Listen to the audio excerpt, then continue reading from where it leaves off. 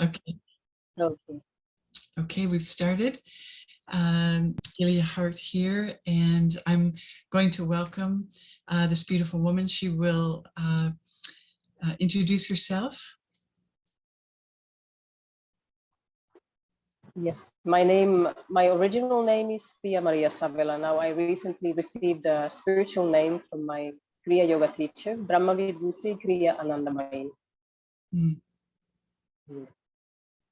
So are you using that name now all of the time? Are you using another name like to be Right. I use this name during when I do anything, that is part of my spiritual work. Among friends and family, I still use my birth name, at least so far. We'll see what happens with time. Mm-hmm. Could you say the name again so that so we can get I think a pronunciation is extremely important for Yes, names. Yeah, can we hear it again, please? yes.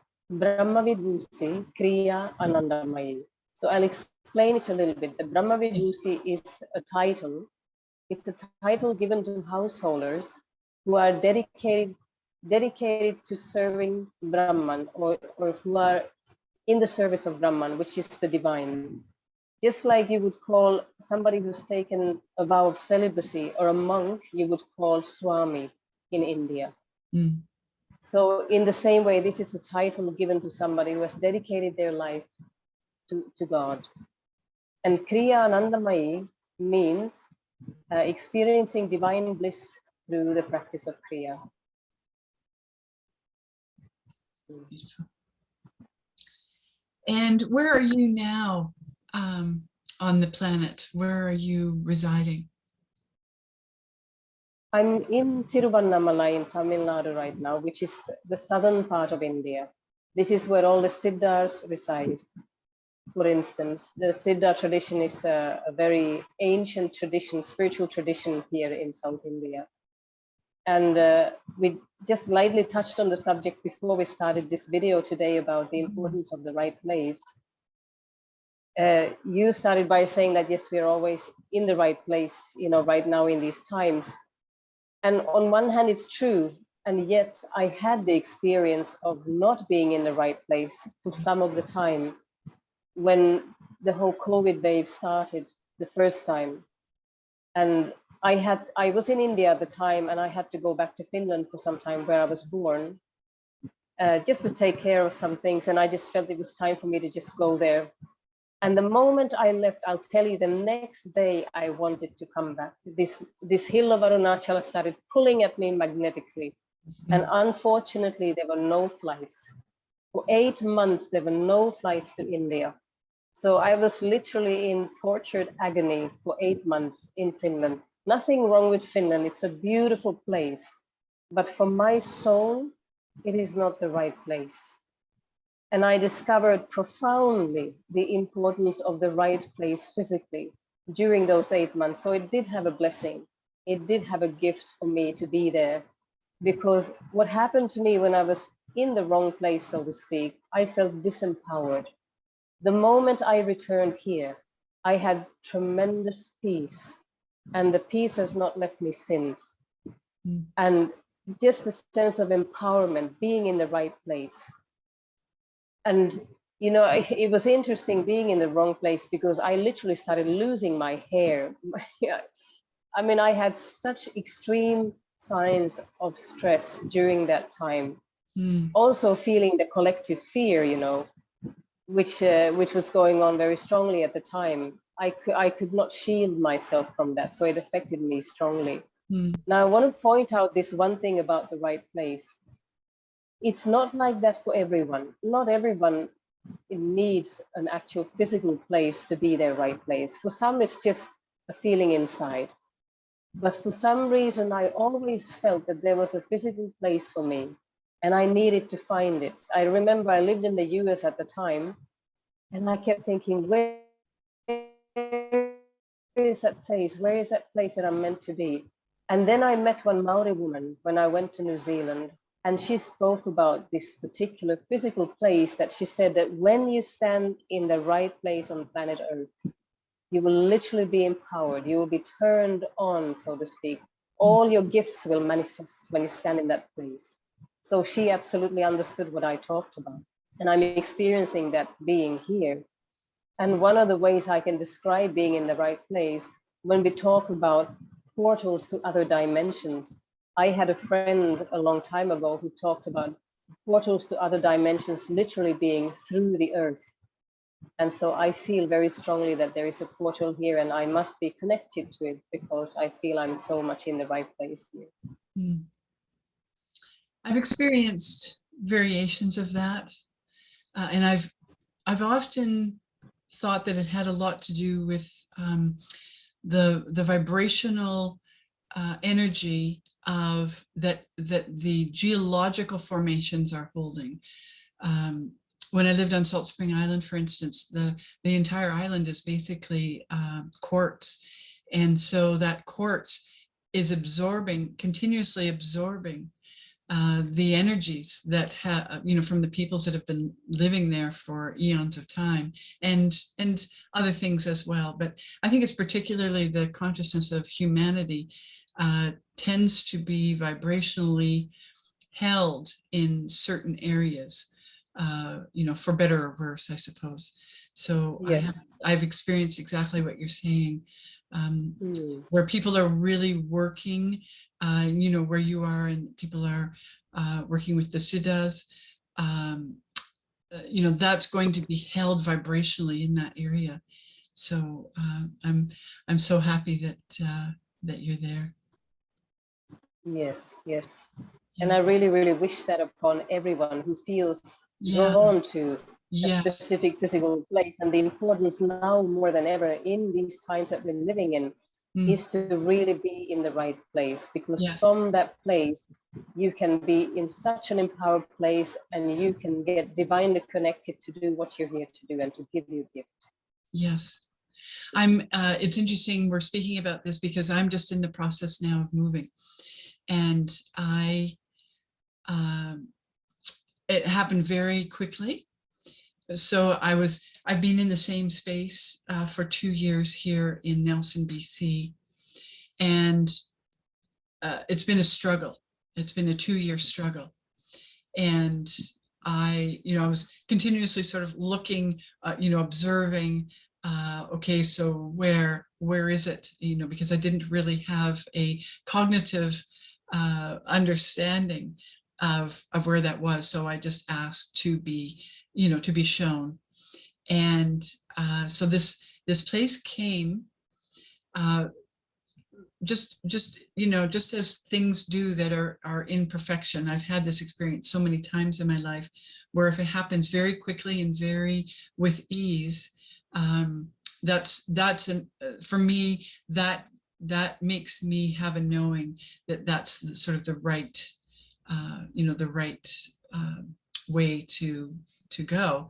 So I followed that with this, and I now am, like, as of this time next week, I will be in my new home, which is on a mountainside with gravity-fed mountain water, which I feel is really important. Also the energy, it's not only a geological energy, but the energy of the water really holds vibrationally a lot of the spirit of the land, and that spirit feeds us as living beings.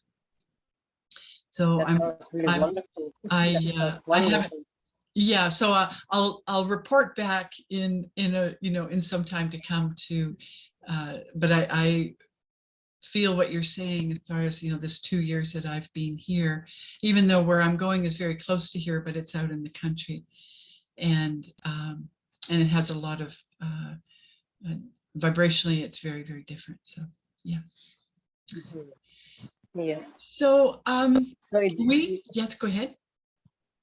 Oh yes, yes. It doesn't have, the shift doesn't always have to be that far away. For me, it was thousands of kilometers away, but the right place can be literally very in the neighborhood too sometimes. Yes. So Will you begin? I know one of your gifts is through chant. And when we met, and I'll talk about that a little bit in a few minutes, one of the tenderest moments in my memory of that intensive was when you brought your harmonium to the creek side.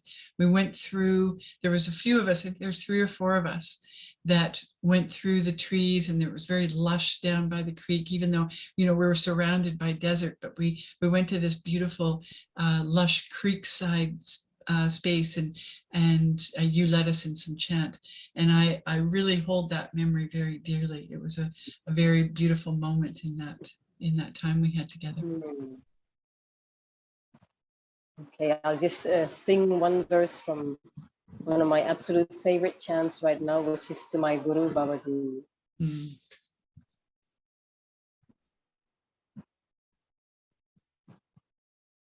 Mere Guru Dev Charanon Sumana Shraddha Kiyartahe Tere Hire He Jode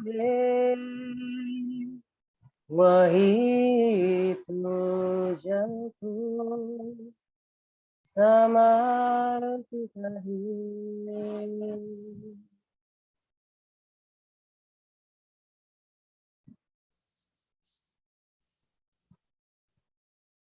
Shanti, Shanti, Shanti.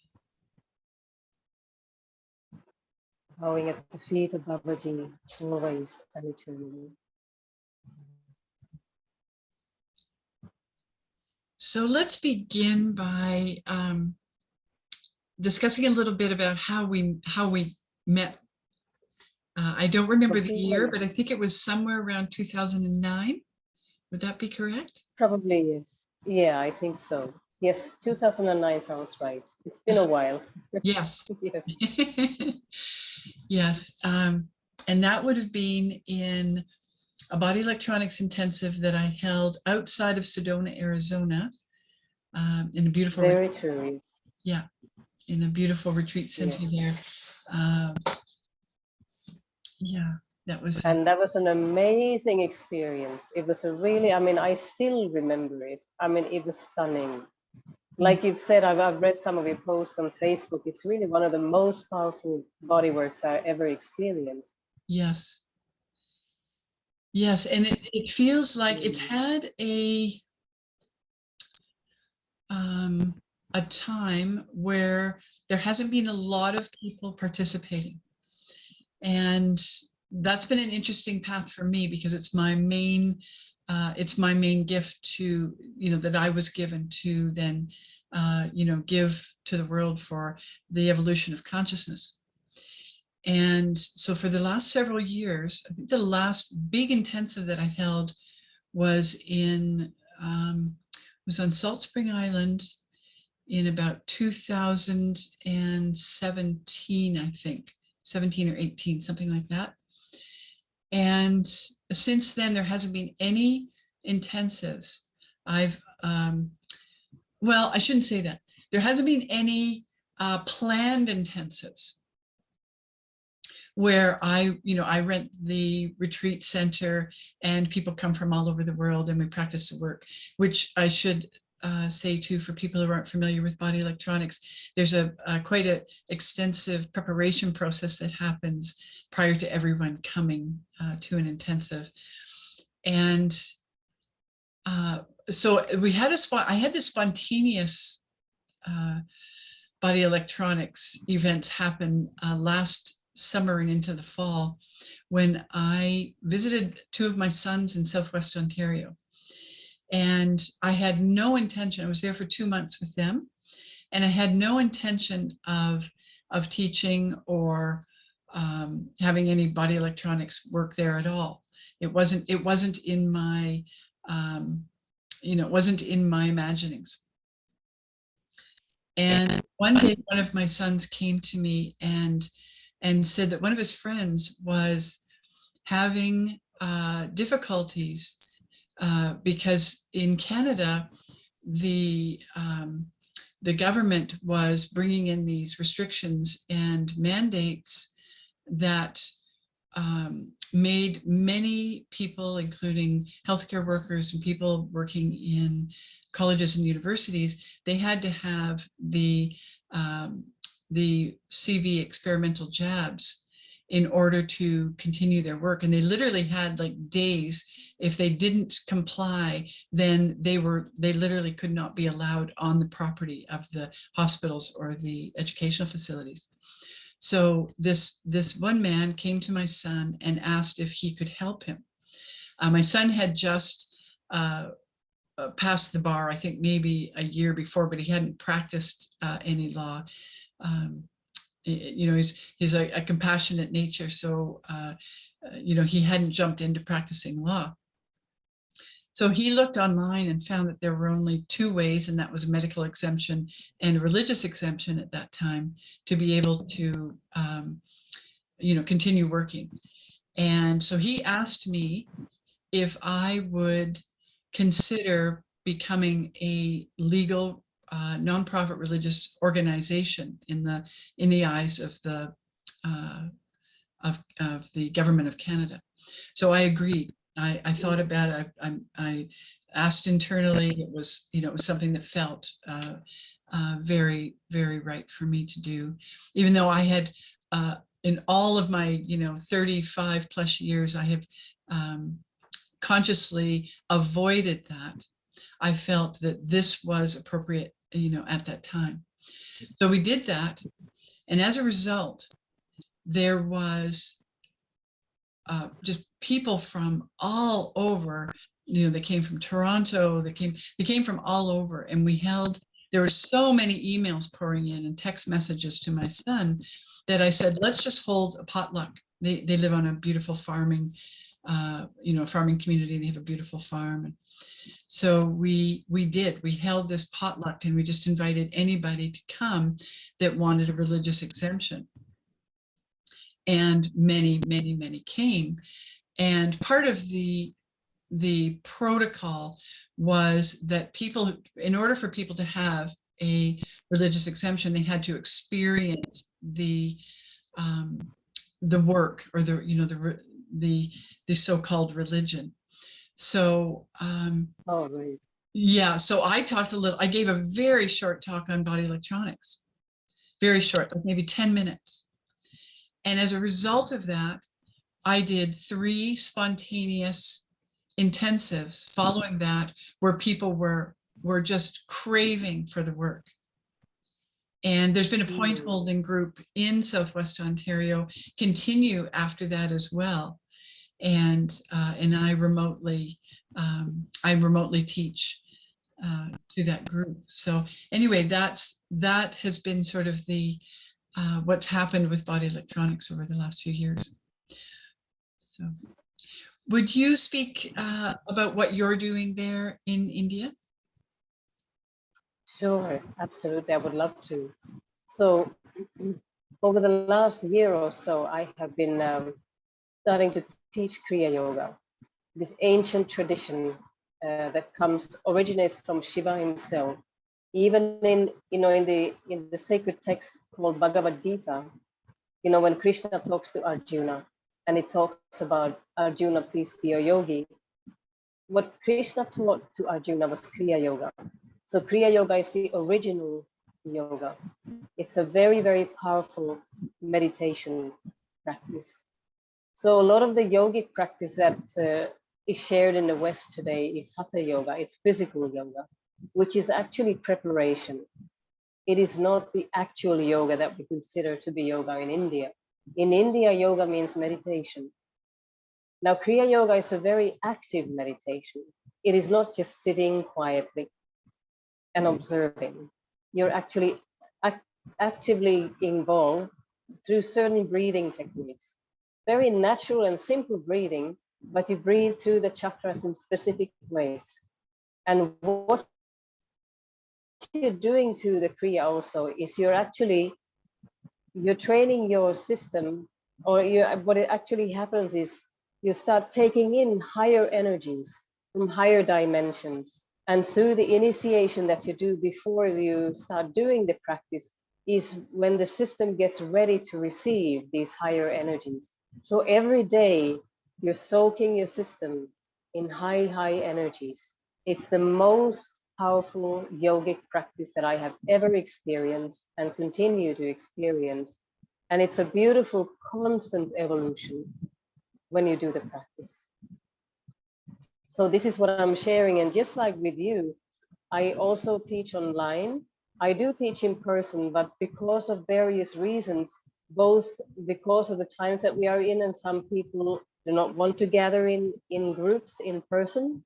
They prefer to keep some distance, but also because, you know, to meet the world at large, you know, there's people all over the world now craving for something more spiritual, and they cannot always travel to where you're at. And so I'm finding somehow that these times have opened up the possibility to start sharing these kind of teachings, just like you're doing and I'm doing online, in a way that was not possible before.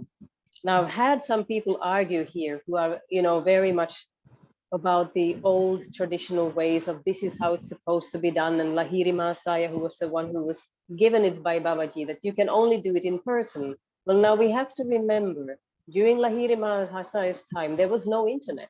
So we don't actually know what his opinion is about the internet and sharing it online.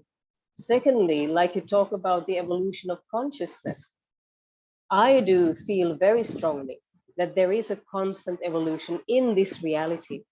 And to not honor that is to not honor consciousness itself, because we cannot look back into the 1800s, how things were done, and think that we, you know, that it should be like that for the rest of eternity. Then we are getting confused about the nature of reality versus the nature of creation. The nature of creation is not permanent. It keeps evolving. So this is why we have to open up to evolve with it. And I think this whole COVID time has had the blessing in that way, that it has opened up doors that were closed until then, particularly when it comes to internet sharing. Yes. And some people argue with how can you, for instance, give a Kriya Yoga initiation online? Well, the people who have been initiated to healing techniques like Reiki healing know very well that Reiki healing can be given through distance. And when I look at my master Babaji, now is he in a shape and form? No, he is not. He is formless. He can be anywhere and everywhere. Is he really limited to time and space? Because I'll tell you, it's not this little one here who is doing anything. I'm simply a channel for those energies to come through me. And those energies have the wisdom to travel anywhere in this universe. Yes. And the connection, I feel that the connections that are being made now, whether it's online or in person, for people to do the inner work will then culminate at another point where we do come together in large groups in person. So we'll have both. Yes. This, you know, we can take what we have now to really do the practices and really do the inner work. The inner work. People are, many of us are so externally focused that it's really imperative to turn that around and get that internal focus really moving. And however that can be encouraged and inspired, I feel is extremely important. I think those traditional ways, I have done a lot of release around tradition, because I felt, you know, I feel very strongly about certain things that are to be kept in a very traditional way. Yet there's always exceptions to every rule as far as you know, getting that energy flowing and getting it, you know, we have the internet. And I think it's really important that we do everything we can and reach as many people as we can. Yes, I totally agree with you with this because I respect the Kriya lineage and the way things are done in Kriya tremendously. I am not about to deviate from that and go against the traditions. I honor, for instance, the initiation as something extremely important, and it needs to be done. Yes. But like you say, it's about finding that balance between honoring the tradition and also evolving. And I also do see that we will come together in groups in person. I love to be doing this work in person, but people should not have to wait until that happens down the line sometime half a year from now, 2 years from now. Yes. If you're burning with a yearning to start your practice now, you should be able to have that opportunity. And then later on, we can come back, we can come together in person. Yes. Yes, I look forward to that time. Yes, absolutely, absolutely. And I look forward to seeing how you and I and the works that we are doing can find a way to actually work together. Yes. Because these are two very, very powerful systems. I do have to say this about body electronics and my experience. It is tremendously powerful. I mean, the memories I have from that, I remember, like you said about the preparation beforehand and then coming there and doing the practice and practicing together with others for those days. Some of the experiences that I had, I remember I chose to actually sleep in that little forested area outside because I wanted to lay on Mother Earth for a few nights. Yes. And I was sleeping there all alone. And one of those nights, I couldn't go to sleep immediately. I was feeling so energized, and I was just sitting there in the midst of that forested area. And suddenly, as I'm sitting there, a mosquito comes and it whispered something in my ear. And it said something like, the meeting is getting ready, something like that. And I was stunned. I remember thinking like, I didn't know mosquitoes were messengers. I have never heard a mosquito actually speak before. But in a way, through the body electronics work, I found that I became so attuned to and so connected to the web of life that I could even understand the speech of the mosquito. Beautiful. Yes, I feel a beautiful connection with our work. And so when I began sort of this, what's the word? I think a culmination of my work. So basically there's what I call the 4 arms of my work, and the title I use of it is called the Gnostic Way. So as you know, body electronics, I call that the work. That's the inner work. That's the work that we do to release resistance on the physical, emotional, mental, and spiritual level, so that we can clear the path to what's already there, what's already in existence within us, yet we have shrouded it. So it's removing those shrouds. So that's one aspect. The second aspect is Kriya Yoga. So I took part in an ashram with Mahavatar Babaji as a Sat Guru for 9 years. That was between 1988 and 1997. Those years I was devoted in a very traditional way, and during that time I earned a degree in Ayurveda, and so that is a deep connection with me, that even though I left the ashram setting, I always kept the connection with Babaji, with the Kriya teachings, and with that energy. So that's the second, and they're not in order of importance. That's the second arm.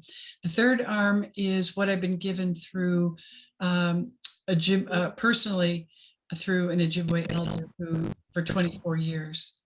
And that is more like the true, like it's like the traditional earth teachings of Turtle Island. And the fourth one is what I learned by being a student of and traveling with Drunvalo Melchizedek for almost 10 years. And we did a lot of travel and, you know, Peru and Bolivia and you know, many, I went through his evolution of teaching, which was like the Flower of Life teachings early on were really about getting the electromagnetism in the body balanced. That's what the Merkaba work was about. And then from there, his work went into heart work. And then from, you know, in, I think it was 2011, he taught a instructor's course that he called Awakening the Illuminated Heart, which then I became a certified instructor, but never taught in that way. I didn't feel to have that. There was energetic connections there and legal connections that I wasn't willing to participate in. So, but all the teachings that Drunvalo gave lovingly and willingly, I integrate that into my work. So those are the four arms and of the Gnostic way. So Kriya and you know, particularly Mahavatar Babaji is a vibrational. It's, you know, we're very much in resonance. Let's say that. Yes. Yes. So I just got a pop-up notice, and this has never happened before, that, and it was maybe about 3 or 4 minutes ago, that it said this meeting will end in 10 minutes. So maybe Zoom has started this new, I don't know, shortening. Yes. Usually we can Yes, go they on. have. Yes. Oh, have they? Okay. Yes. So yeah, every 40, you can have it for 40 minutes, then you have to restart again. So, I see. yes. Okay, I see. I feel like we could restart again. How do you feel about that? Sure, we can do that. Okay, yes. let's do that. And then I want you to speak more, and then we can have a nice chant to completion. Sure. Okay. Absolutely. Okay, so let's end here, and we'll start part 2 momentarily. Okay. Sounds great. Okay.